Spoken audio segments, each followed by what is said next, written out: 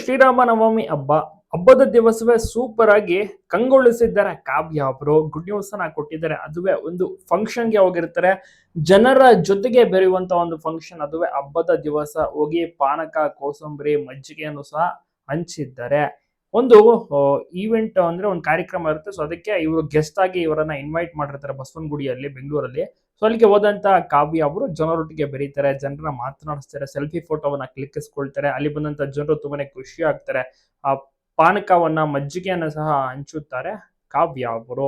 ಕಾವ್ಯ ಅವ್ರನ್ನ ನೋಡಿ ಜನರು ಸೆಲ್ಫಿ ಫೋಟೋವನ್ನ ಕ್ಲಿಕ್ಕಿಸ್ಕೊಂಡು ಮಾತನಾಡಿಸ್ತಾರೆ, ಖುಷಿಯನ್ನ ವ್ಯಕ್ತಪಡಿಸ್ತಾರೆ. ಕಾವ್ಯ ಅವ್ರಿಗೂ ಕೂಡ ಖುಷಿ ಆಯ್ತು. ಒಂದು ಅದ್ಭುತವಾದಂತಹ ಸಂದರ್ಭ, ಜನರೊಟ್ಟಿಗೆ ಇಂಟ್ರಾಕ್ಟ್ ಮಾಡುವುದು. ಯಾಕೆಂದ್ರೆ ಇವತ್ತು ಹಬ್ಬ ಆಯ್ತು, ಹಬ್ಬಕ್ಕೆ ಗೆಸ್ಟ್ ಆಗಿ ಒಂದು ಕಂಪನಿ ಅವರು ಇನ್ವೈಟ್ ಮಾಡಿರ್ತಾರೆ. ಸೊ ಅದಕ್ಕೆ ಕಾವ್ಯ ಅವರು ಹೋದಂತಹ ಟೈಮಲ್ಲಿ ತುಂಬಾನೇ ಸಿಂಪಲ್ ಆಗಿ ಹೋಗಿರ್ತಾರೆ. ಸಖತ್ತಾಗಿರುವಂತ ಒಂದು ಸೀರೆ ಮಿಂಚಿದ್ದಾರೆ ಅಂತ ಹೇಳ್ಬೋದು. ಎಲ್ಲಿ ಗಿಲ್ಲಿ ಅಂತ ತುಂಬಾ ಜನ ಸಹ ಕೇಳಕ್ಕೆ ಶುರು ಮಾಡಿದ್ದಾರೆ ಕಾವ್ಯ ಅವರನ್ನ.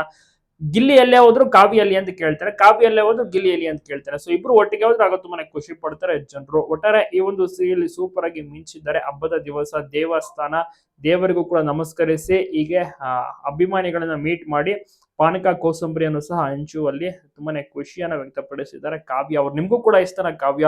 ಬಿಗ್ ಬಾಸ್ ಮೂಲಕ ಸೆನ್ಸೇಷನ್ ಮೋಡಿ ಆಗಿರುವಂತ ನಟಿ ಅನ್ಬೋದು.